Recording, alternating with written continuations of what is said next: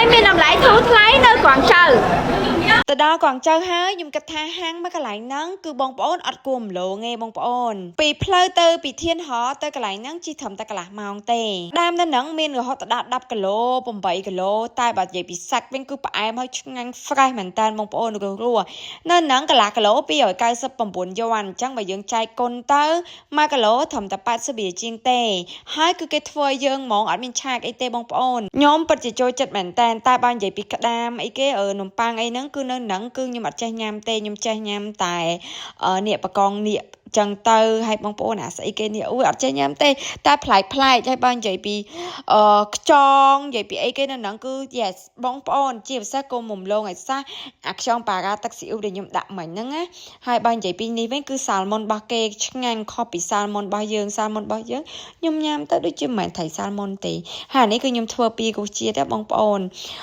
ឃើញទេសាច់ប៉ាកងអូ noអាហ្នឹងមិនមែនបកងទេក្តាមទាំងអស់គ្នាគឺសាច់វាផ្អែមហើយ fresh ខ្លាំងមែនតើខ្ញុំជ្រលក់មួយ7មិនខូចឆ្មាអូយ over នេះគឺ clean ខ្លាំងតែម្ដងបងប្អូនមួយសុំឈ្មោះ sponsor តិចទេបងប្អូនកុំភ្លេចប្រើប្រាស់ជាមួយនឹងគ្រឿងណាជីកាបងប្អូនមាន5ពណ៌ Flash ស្បែកតុនសំខាន់ជាងគេបងប្អូនមានពពុះច្រើនហើយអត់ល្អល់ជាប់ស្បែកទេអញ្ចឹងតោះយើងមកបន្តការញ៉ាំទៀតជាមួយនឹងនំប៉ាវសាស៊ីវនេះគូកាន់តែឆ្ងាញ់ទៀតដែរបងប្អូនចានកន្លែងហ្នឹងធំមកឲ្យតែខ្ញុំទៅញ៉ាំលើកណាបងប្អូនមកតុកហ្នឹងគឺ10មុខជាងអីបងប្អូនបាត់អស់ចិត្តហើយដាក់ចូលជាមួយនឹងទឹក passion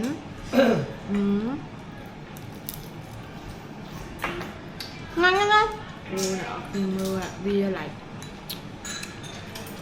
បកងសាច់នៅនៃផ្អែមហើយទន់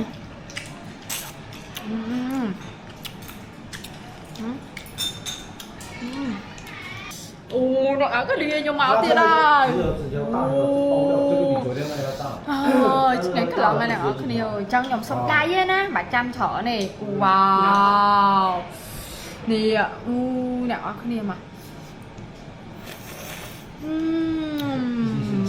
không như một nhom thực tay nhom can đặt đôi chứ là nhom đây nhom can với nhé đó ok bye bye ngay nha nè thầm đây ngay nha thả ban nhé hay